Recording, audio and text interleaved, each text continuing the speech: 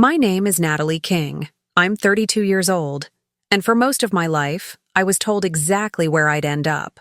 Nowhere important.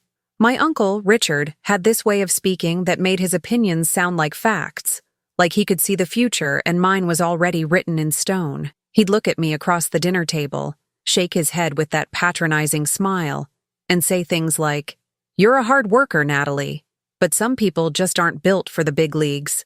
For years, I believed him. I believed that my place was in the background, serving coffee at family meetings while the real decisions were made by people who supposedly knew better. But there was one single moment in a boardroom that changed everything. When I looked my uncle in the eye and said, "Uncle Richard, that deal you've been chasing for 6 months? I closed it yesterday." The silence that followed was louder than any applause I'd ever heard. If you've ever been underestimated by someone who was supposed to believe in you, make sure you hit that subscribe button and drop a like, because this story is about to show you exactly how the underdog wins. Oh, and let me know in the comments where you're watching from. You won't believe what it took to get to that moment. This isn't just a story about proving someone wrong. It's about the years of silent preparation, the late nights nobody saw, the failures I had to hide, because admitting them would have just given him more ammunition. Richard wasn't just my uncle. He was the family's self-appointed gatekeeper, the one who decided who had potential and who didn't. And according to him, I didn't. But here's the thing about being invisible. People stop watching you. They stop monitoring your moves, tracking your progress, questioning your decisions. And in that invisibility, I found something more powerful than his approval. I found freedom. The freedom to learn, to fail, to grow, and to build something he never saw coming until it was too late. So if you're wondering how my own family member could underestimate me so completely, or how I managed to turn his doubt into my greatest advantage, stick around. This is the story of when family underestimated me until I proved them all wrong. And trust me, what happens next will make you rethink everything you know about family dynamics, success, and revenge that doesn't need to be loud to be devastating. I'll take you back to where it all started, to the moment I realized that the person trying to limit me was actually teaching me the most valuable lesson of my life, how to win without needing anyone's permission.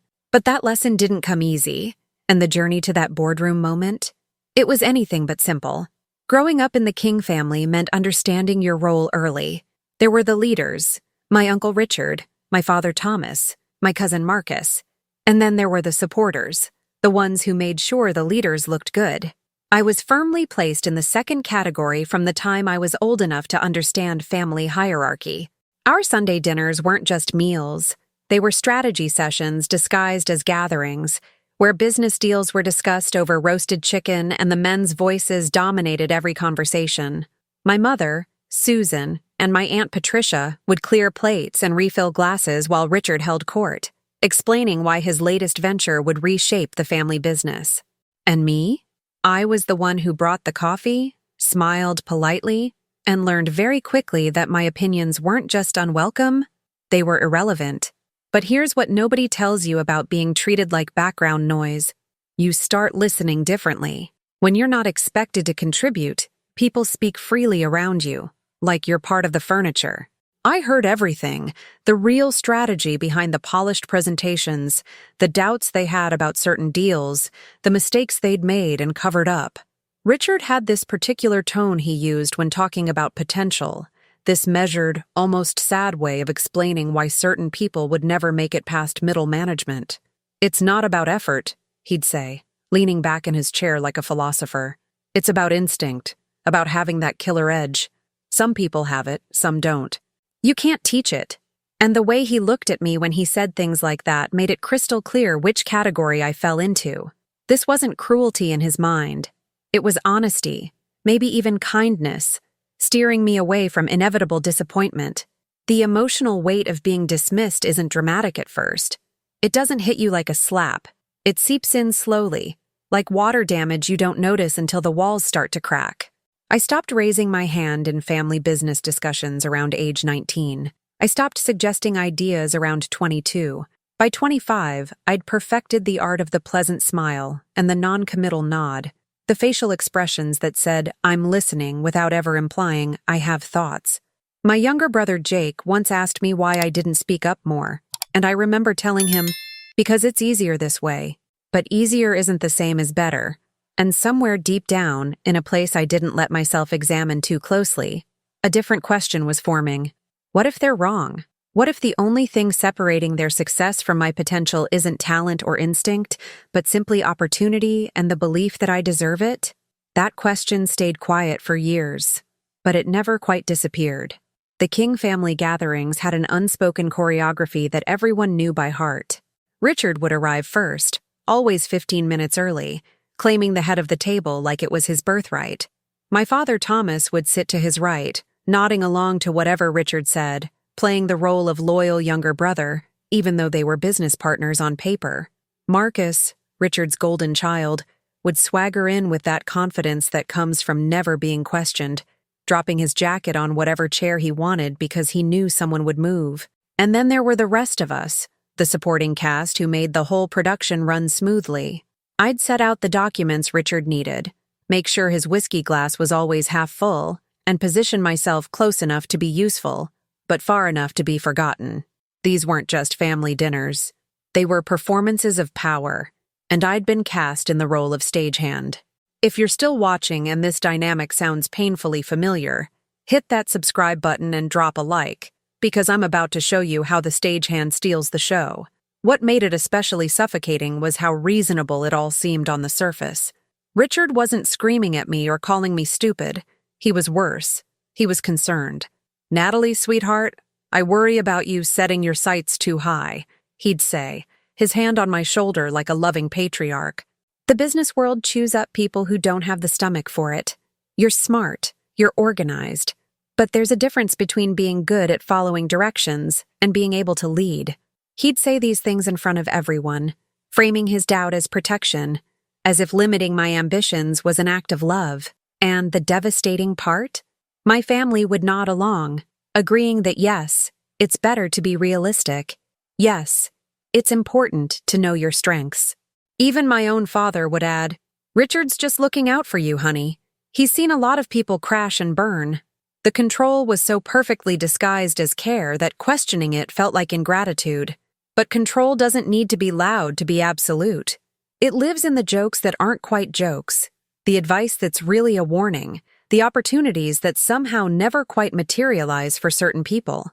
When a client asked if I could handle a smaller account, Richard would smile and say, "Let's not overwhelm her just yet." When I mentioned taking a course in contract negotiation, he'd chuckle and suggest something more practical, like project management.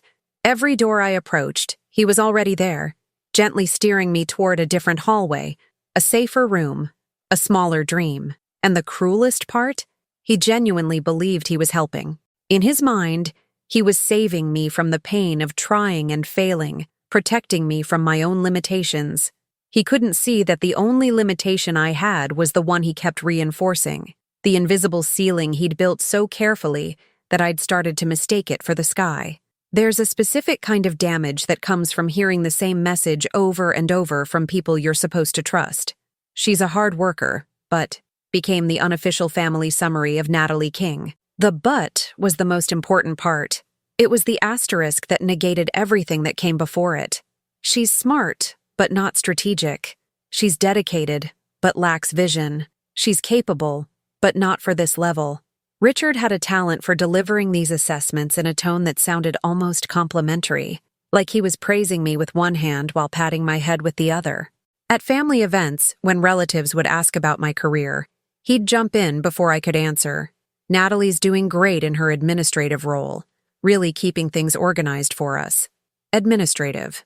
That word became my identity, my limitation, my predetermined endpoint. The insidious thing about labels is how they reshape your own self-perception. By the time I was 27, I'd stopped thinking of myself as someone with unrealized potential and started seeing myself through their eyes. Competent, but limited. Helpful, but not essential. Present, but not important. I'd catch myself in meetings actually believing I shouldn't speak up, that my ideas probably weren't worth the interruption, that the men in the room simply understood business in ways I didn't and maybe never would. It's like psychological gravity. After a while, you stop fighting to rise because you've accepted that staying low is just your natural state. I'd watch Marcus pitch ideas that were half-baked at best, watch my father approve budgets for projects that had obvious flaws, and I'd think, they must see something I don't. It never occurred to me that maybe I was seeing things they missed. What finally cracked that perception wasn't a dramatic moment, but a small, almost forgettable one. I was filing paperwork after a meeting where Richard had spent 45 minutes explaining a negotiation strategy to a new client. I'd heard him give this same speech a dozen times, and I'd noticed something he apparently hadn't. The strategy worked great for short-term contracts, but consistently fell apart on long-term deals because it didn't account for market volatility. I'd never mentioned this because, well, who was I to correct Richard King? But that day, alone in the office, I pulled up the files from the last 5 years and ran the numbers. I was right. Not just a little right. Completely, provably, documentably right. The strategy had a 73% failure rate on contracts over 3 years. And in that moment, holding those printouts, I had a thought that changed everything. What if the problem isn't that I don't understand business? What if the problem is that I'm the only one actually paying attention? That realization sat with me like a stone in my stomach for weeks. I didn't tell anyone about the numbers I'd found, didn't march into Richard's office with my printouts and demand recognition. Because I'd learned something crucial over the years of being dismissed, fighting for validation from people who've already decided you're not worth it is a waste of energy. Instead, I made a different choice, one that felt both terrifying and liberating. I stopped trying to prove myself to them. Not because I'd given up, but because I'd finally understood that their opinion of me wasn't a reflection of my capabilities. It was a reflection of their need to maintain the hierarchy. Richard needed me to stay small because my growth would challenge his authority. My father needed me to stay quiet because my voice would complicate his relationship with his brother. Marcus needed me to stay in the background because my competence would expose his mediocrity. The family dynamic didn't just happen to exclude me. It required my exclusion to function. So I did something that probably sounds passive, but was actually the most active decision of my life. I became a student of silence. I stopped arguing, stopped defending myself, stopped trying to insert my perspective into conversations where it wasn't wanted. But while my mouth stayed shut, my eyes and ears opened wider than ever before. I watched how Richard prepared for negotiations, what questions he asked, which details he considered important. I observed how my father managed client relationships, how Marcus presented ideas to make even weak concepts sound promising. Every family dinner, every business meeting, every casual conversation became a masterclass I was auditing without permission. They thought my silence meant I'd accepted my place. They had no idea I was building something far more dangerous than disagreement. I was building competence they couldn't see. The shift wasn't dramatic enough for anyone to notice. I didn't suddenly start dressing differently or speaking with new confidence. I just quietly started doing things. I took online courses in contract law at night, watching lectures on my laptop after everyone else had gone to bed. I reached out to former clients on my own, ostensibly to follow up on behalf of the family business, but really to understand what they actually valued in a business relationship. I started reading the same industry publications Richard read, but I'd go deeper, following the footnotes, tracking the trends he mentioned but never fully explored. And here's what I discovered. The business world Richard described, this brutal, instinct-driven arena where only natural-born killers survived, didn't actually exist. Real business was about relationships, preparation, follow-through, and pattern recognition. All things I was perfectly capable of. All things I was already doing, just without the title or the credit. The only difference between Richard's success and my potential wasn't talent. It was permission, and I was done asking for it. The beautiful thing about being underestimated is the freedom it gives you. When nobody expects anything from you, nobody monitors what you're doing. Richard had no idea I was spending my evenings studying negotiation tactics. My father didn't know I'd started building relationships with industry contacts who thought I was just following up on his behalf. Marcus certainly didn't notice when I'd stay late at the office, not to file paperwork like they assumed, but to access databases and analyze market trends they didn't even know existed. I was operating in a blind spot they'd created themselves, building skills and connections in the exact space their dismissal had carved out for me. And every time Richard would pat me on the head and tell me to keep up the good work with the administrative stuff, I'd smile and think, "You have no idea what work I'm actually doing." If this strategy sounds crazy but brilliant, make sure you're subscribed because what I built in those shadows is about to blow your mind. And drop a like if you've ever had to grow in secret because nobody gave you room in the light. The education I gave myself was expensive in ways that had nothing to do with money. I made mistakes. Terrible, costly mistakes that I had to hide because admitting them would have just confirmed everything Richard had always said about me. There was the time I tried to cold call a potential client using techniques I'd learned online, and I fumbled so badly the guy actually laughed before hanging up. There was the contract I drafted for practice that had 3 major legal errors I didn't catch until a lawyer friend reviewed it as a favor. There was the investment analysis I spent 2 weeks preparing that turned out to be based on outdated data because I'd been too proud to ask for help accessing the right databases. Each failure stung not just because I'd failed, but because I had to fail alone, had to learn the lessons without mentors or safety nets or the kind of support system that Marcus took for granted. But here's what those failures taught me: how to recover without an audience, how to learn without validation, how to get back up when nobody even knew I'd fallen down. What kept me going during those months wasn't confidence. I didn't feel confident at all. It was something closer to stubbornness mixed with curiosity. I wanted to know if they were right about me. I needed to test whether the ceiling I kept hitting was real or just something they'd convinced me existed. So I kept pushing, kept learning, kept building this parallel version of myself that nobody in my family could see. I'd sit at Sunday dinners listening to Richard explain business concepts I'd already mastered, watching Marcus take credit for insights I'd read in articles weeks earlier, and I'd feel this strange mix of frustration and power, because they thought I was still the same Natalie, still the coffee bringer and note-taker, still the girl who'd accepted her limitations, but I wasn't. I was becoming someone entirely different, someone they'd never imagined I could be. And the best part? They were going to find out eventually. They just had no idea it would be so soon. Richard genuinely believed he was shaping my future, and in a way, he was. Just not in the direction he intended. Every time he'd steer me away from a challenging project, suggesting I focus on what you're good at, he thought he was protecting the family business from my inevitable failure. What he was actually doing was pushing me toward alternative routes he didn't even know existed. When he insisted I shouldn't attend the industry conference in Chicago because it's really more for senior negotiators, I ended up spending those 3 days taking an intensive online course on international contracts that cost a fraction of the conference fee and taught me twice as much. When he said I wasn't ready to handle the Patterson account because they're very demanding clients, I used my free time to research their company so thoroughly that I knew their business model better than they did. His gatekeeping didn't stop me. It just made me more creative about finding other gates.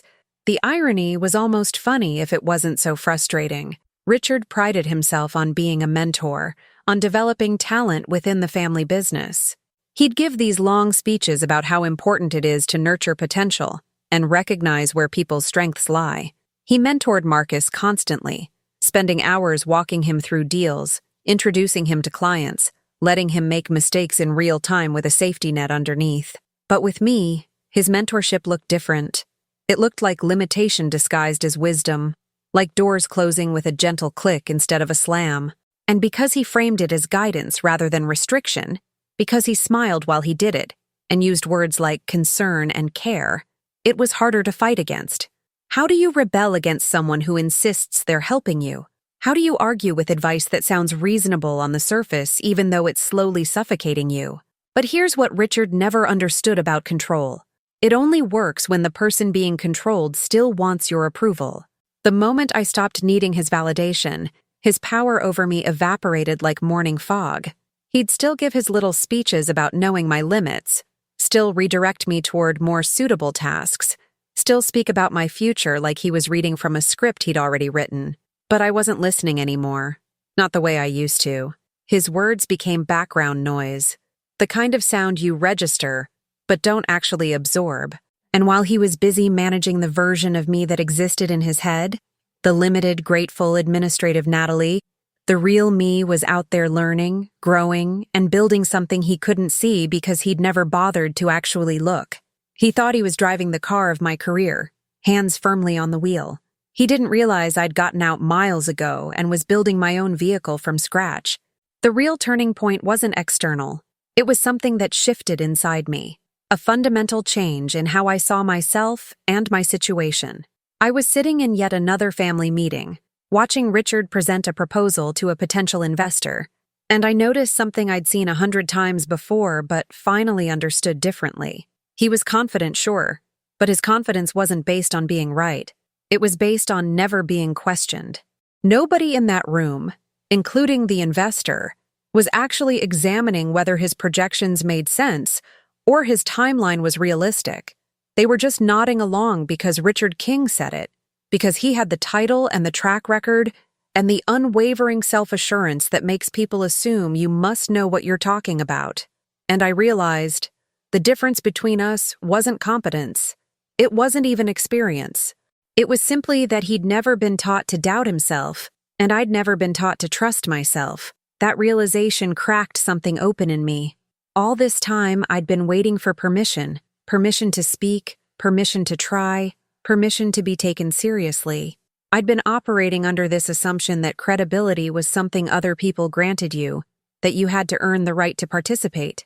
But watching Richard command that room with a presentation that had at least 3 logical flaws I could identify, I understood that credibility isn't given, it's claimed.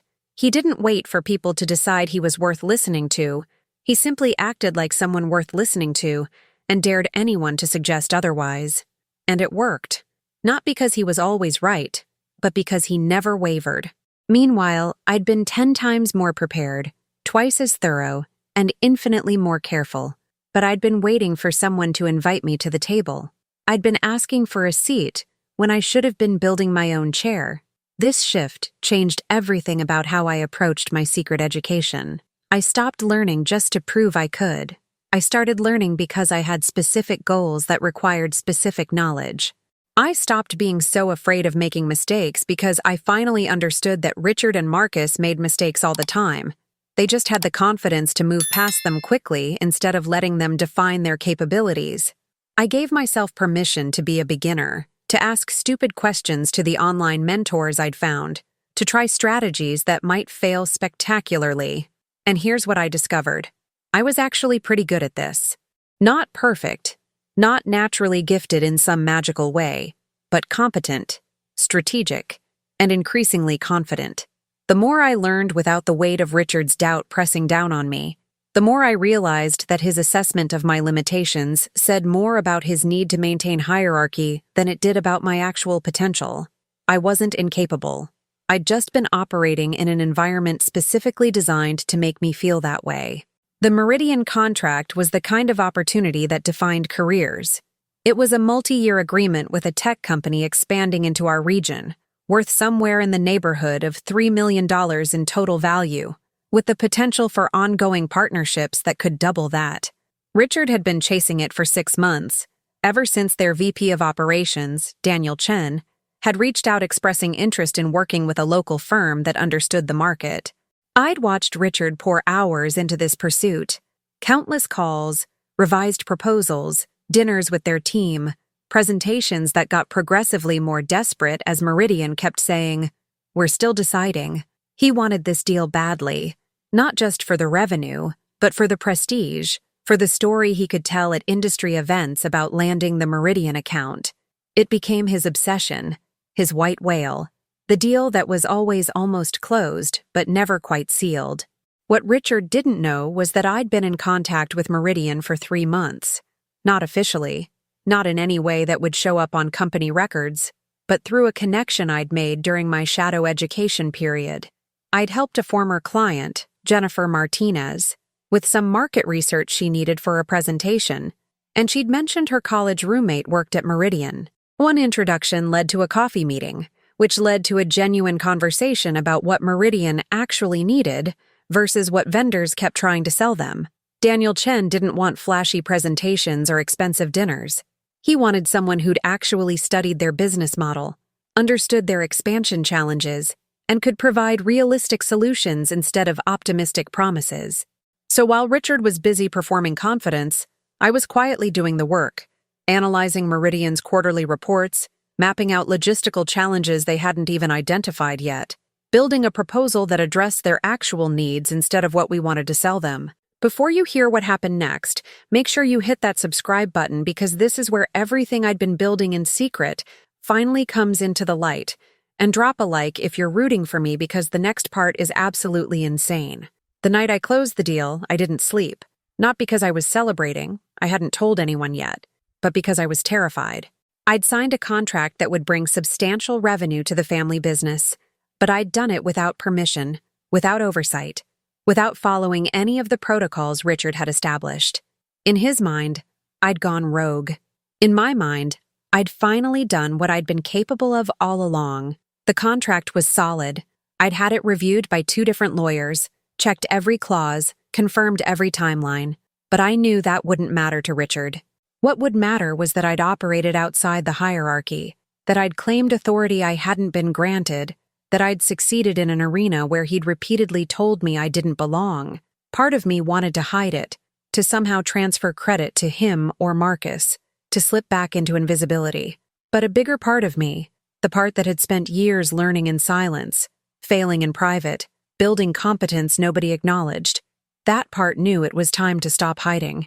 Sunday dinner 3 days later felt like walking into an execution I'd scheduled for myself. The whole family was there.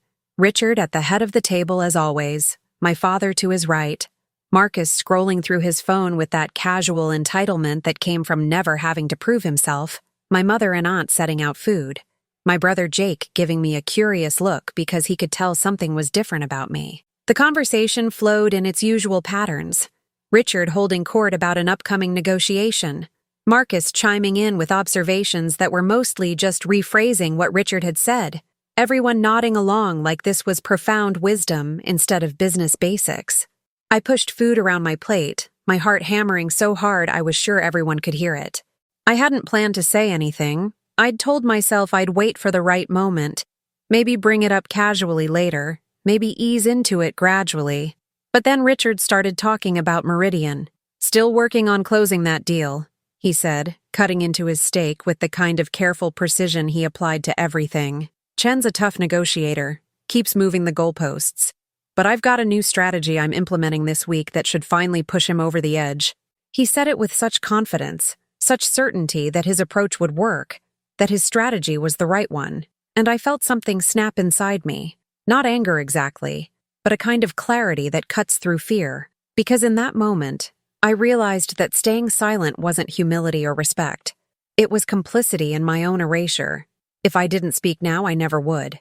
I'd go back to being administrative Natalie, helpful Natalie, limited Natalie, and this moment, this achievement I'd worked months to accomplish, would just dissolve into the background of Richard's narrative about his own persistence.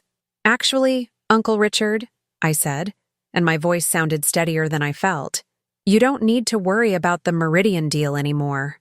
The table went quiet in that particular way, where you know everyone's attention has suddenly laser-focused on you.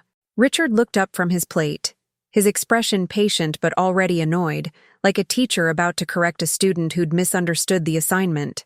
What do you mean, sweetheart? The sweetheart was pure Richard, affectionate on the surface, condescending underneath, a verbal pat on the head before the dismissal. I took a breath, felt my hands shaking under the table, and said the words that would change everything. I closed it. 3 days ago. Daniel Chen signed a 3-year contract with our firm, with an option to extend for 2 additional years. The paperwork is filed, the first payment cleared yesterday, and they want to start implementation next month. The silence that followed was so complete I could hear my aunt's wine glass touch the table, could hear Jake's fork clatter against his plate, could hear Richard's breathing change from normal to something sharper, more controlled. Richard didn't explode. That's the thing about people who've built their authority on measured control. They don't lose it in public, especially not at family dinner. Instead, He set down his knife and fork with deliberate care, aligned them perfectly on his plate, and looked at me with an expression I couldn't quite read. It wasn't anger. Not yet. It was more like confusion, like I'd suddenly started speaking a language he didn't know I'd learned. "You closed the Meridian deal," he repeated, his tone flat, processing. "Yes," I said, and I was surprised by how calm I sounded.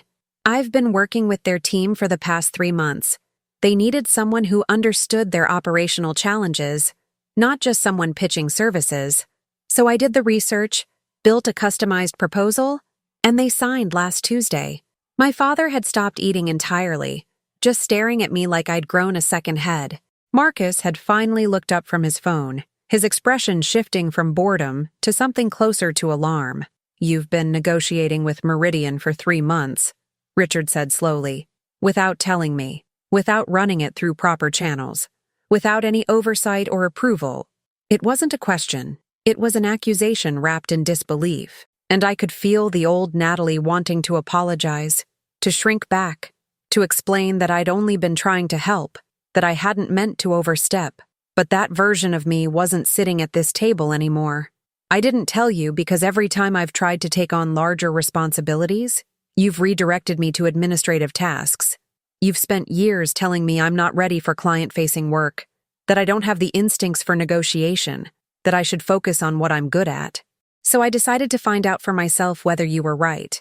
The words came out steady, factual, not aggressive, but not apologetic either. Just true. The table had become a freeze frame of shock. My mother's hand was frozen halfway to her mouth. My aunt had stopped pouring wine midstream. Jake was looking between me and Richard like he was watching a tennis match. But it was Marcus who spoke next, and his tone had an edge I recognized. The defensiveness of someone whose position suddenly feels less secure. "So you just went behind Uncle Richard's back and closed a major deal without permission? That's not initiative, Natalie, that's insubordination." He said it like he was defending Richard, but I could hear what he was really defending. The hierarchy that kept him comfortable. The system where credentials mattered more than competence. Richard held up a hand, silencing Marcus, his eyes never leaving my face. And in that moment, I saw something shift in his expression, the confusion giving way to something else, something that looked almost like recognition, not approval, not yet, but the dawning realization that he'd miscalculated something fundamental about me. "Show me the contract," Richard said finally, and his voice had changed. The patronizing patience was gone, replaced by something more businesslike, more genuine. It was the tone he used with actual colleagues, not with people he was managing or dismissing. I pulled out my tablet. I'd known this moment was coming, had prepared for it, and brought up the signed agreement. As I handed it to him, I watched his eyes scan the terms, the payment structure, the implementation timeline. His expression didn't change, but I could see his jaw tighten slightly, could see the way his fingers gripped the tablet a little harder than necessary. He was reading a contract that was better than anything he'd proposed, with terms more favorable than what he'd been aiming for, structured in a way that protected our interests while still giving Meridian exactly what they needed. And he was realizing, in real time, that I hadn't just stumbled into this deal. I'd executed it flawlessly. He read in silence for what felt like an eternity, but was probably only 2 minutes. The whole table watched him, nobody quite brave enough to speak, the tension so thick you could taste it. When he finally looked up, he didn't look at me first. He looked at my father, then at Marcus, then back at the tablet, like he was trying to reconcile what he was seeing with what he thought he knew about the world. "This is solid work," he said eventually, and those 4 words carried the weight of every doubt he'd ever expressed about me, every limitation he'd ever placed on my ambitions, every time he'd steered me away from opportunities because he didn't think I was ready. "This is better than solid work," my father added quietly, leaning over to look at the tablet. "This is exactly what we've been trying to accomplish for half a year." I sigh, and there it was. The acknowledgement I'd waited my whole professional life to hear, arriving too late to feel like victory and too grudgingly to feel like vindication. But Richard wasn't done processing. I could see him working through it, trying to fit this new information into his existing framework of who I was supposed to be. "How long have you been preparing for something like this?" he asked, and now his tone was different again. Not angry, not dismissive, but almost curious. Like he was seeing me clearly for the first time and wasn't quite sure what he was looking at. 2 years, I told him. I've been taking courses, building connections, studying negotiation and contract law, learning everything you never thought I needed to know. Because you were right about one thing, Uncle Richard. Some people have instinct for business, and some don't. But what you got wrong was thinking instinct is something you're born with instead of something you develop. I wasn't born with it, but I built it, piece by piece, in every moment you weren't paying attention. The silence that followed wasn't uncomfortable anymore. It was the sound of a shift happening, of old assumptions crumbling, of someone finally seeing what had been in front of them all along. The weeks after that dinner were strange in ways I hadn't anticipated. Richard didn't apologize. That wasn't his style. But he did start including me in client meetings, asking for my input on proposals, treating me like someone whose opinion actually mattered. Marcus became noticeably quieter around me, his easy confidence replaced by a wariness that suggested he was reassessing his own position in the family hierarchy. My father pulled me aside one evening and said, "I'm proud of you, but I wish you'd felt like you could tell us what you were working on." And I wanted to explain that I couldn't tell them because their doubt was so loud it would have drowned out my own fragile belief in what I was building. But instead, I just said, I needed to prove it to myself first. He nodded like he understood, but I don't think he really did. How could he? He'd never had to prove he deserved a seat at his own family's table. What surprised me most wasn't the external changes, the new respect, the bigger projects, the way people started listening when I spoke. It was the internal shift, the way I felt about myself now that I'd proven what I was capable of. I'd expected triumph, vindication, that sweet taste of, "I told you so" satisfaction. But what I actually felt was more complicated than that. There was relief, sure, and pride, and a kind of bone-deep exhaustion from carrying the weight of other people's doubt for so long. But there was also something that felt uncomfortably close to grief. Grief for all the years I'd wasted seeking approval from people whose opinion shouldn't have mattered more than my own. Grief for the version of myself who'd believed their limitations were truth instead of just their limited vision of me. And underneath it all, a quiet anger, not the hot, explosive kind, but the cold, clear-eyed recognition of how much they'd cost me by deciding who I was before I'd had the chance to find out for myself. But here's what I learned through all of it. What I wish I could go back and tell the 25-year-old version of myself who was learning to stay quiet and small. You don't need permission to become who you're capable of being. The people who underestimate you aren't seeing some fundamental truth about your limitations. They're projecting their own need to keep you in a role that serves them. And the real power, the kind that lasts, doesn't come from proving them wrong. It comes from building something so undeniable that their opinion becomes irrelevant. I didn't win because Richard finally admitted I was capable. I won because I stopped needing him to admit anything. His recognition was just noise that arrived after the real work was already done. The victory wasn't in that moment at the dinner table when I told him I'd closed the deal. The victory was every single night I chose to keep learning when it would have been easier to accept the story they'd written about me. 6 months after closing the Meridian deal, I'm sitting in my own office now. Not a borrowed desk in a shared space, but an actual office with my name on the door and a window that looks out over the city. The family business has expanded because of the work I've done, the relationships I've built, the deals I've closed since that first breakthrough. Richard still runs things, but the dynamic has fundamentally changed. I'm not the assistant anymore, not the administrative support, not the family member who gets patronizing advice about knowing my limitations. I'm a partner, and more importantly, I know I'm a partner because I made myself one, not because anyone granted me the title. The respect I have now isn't a gift. It's something I claimed by becoming undeniably competent at what I do, and that makes all the difference. But if I'm being honest, the professional success isn't what changed my life the most. It's the internal freedom that came from realizing I was never actually trapped by their opinion of me. I was only trapped by my acceptance of it. The moment I decided to test whether they were right, the moment I chose curiosity over compliance, everything shifted. Not immediately, not dramatically, but steadily, like ice melting in spring. And now I look at challenges differently. When someone tells me something isn't possible, my first instinct isn't to believe them. It's to wonder if they're confusing, "I can't imagine you doing this," with "this can't be done." Those are entirely different statements, and learning to tell them apart has been the most valuable skill I've developed. More valuable than contract negotiation, more valuable than market analysis, more valuable than any technical business knowledge. Because once you see the difference, once you really understand it, nobody can put you back in a box you've outgrown. So here's what I want you to take from my story. The people who underestimate you are teaching you something, even if it's not the lesson they intended. They're showing you where the gaps in their vision are, where their blind spots create opportunity, where their assumptions leave space for you to grow without interference. Richard thought he was protecting me from failure. What he actually did was give me the freedom to learn without his judgment hanging over every attempt. He thought he was steering my career. What he actually did was push me toward routes he couldn't monitor or control, and those routes led somewhere he never imagined.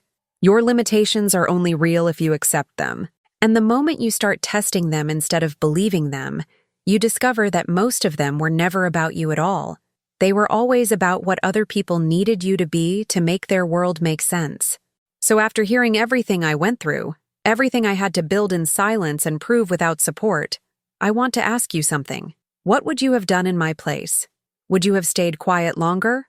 Or would you have confronted the limitations earlier? Would you have told your family what you were working on? Or would you have kept it secret like I did until you had something undeniable to show them? Because here's the thing, there's no one right answer to that question. Everyone's situation is different. Every family dynamic has its own complications. Every path to proving yourself requires different strategies. But what I know for sure is this. If you're watching this video and you see yourself in my story, if you've ever been told you're not ready or not capable or not built for something you desperately want to do, then you need to hear this. They might be wrong. Not might be, probably are wrong. And the only way to find out for certain is to stop asking for their permission and start building your own proof. Here's what I believe about revenge, about proving people wrong, about this whole journey I've been on. The best revenge isn't loud or dramatic. It's not about humiliating the people who doubted you or making them feel small the way they made you feel small. The best revenge is becoming so undeniably competent, so clearly successful, so obviously thriving, that their opinion stops mattering entirely. Because when you're operating at that level, when you've built something real and substantial in yours, their doubt becomes just background noise. Irritating maybe, but ultimately irrelevant. Richard's approval doesn't feel like victory anymore because I don't need it. The victory was learning I never needed it in the first place. And that's what I hope you take from this. Your worth isn't determined by who believes in you. It's determined by what you're willing to build when nobody's watching, what you're willing to learn when nobody thinks you should, what you're willing to become when everyone's already decided who you are. Now, before we wrap this up, I need to know, was I wrong for going behind Richard's back? Should I have tried harder to get his approval before taking action? Or was this the only way to break free from limitations that were never really about protecting me? Drop your thoughts in the comments because I genuinely want to know what you think about the choices I made. And if this story resonated with you, if it reminded you of your own struggles with family expectations or being underestimated or having to prove yourself when you shouldn't have had to, then do me a favor. Hit that subscribe button and turn on notifications because I've got more stories coming that dive deep into these themes: betrayal, revenge, family drama, and what it really takes to reclaim your power when everyone's convinced you don't have any. Don't miss what's next. I'll see you in the next video, and remember, they don't get to write your story. You do.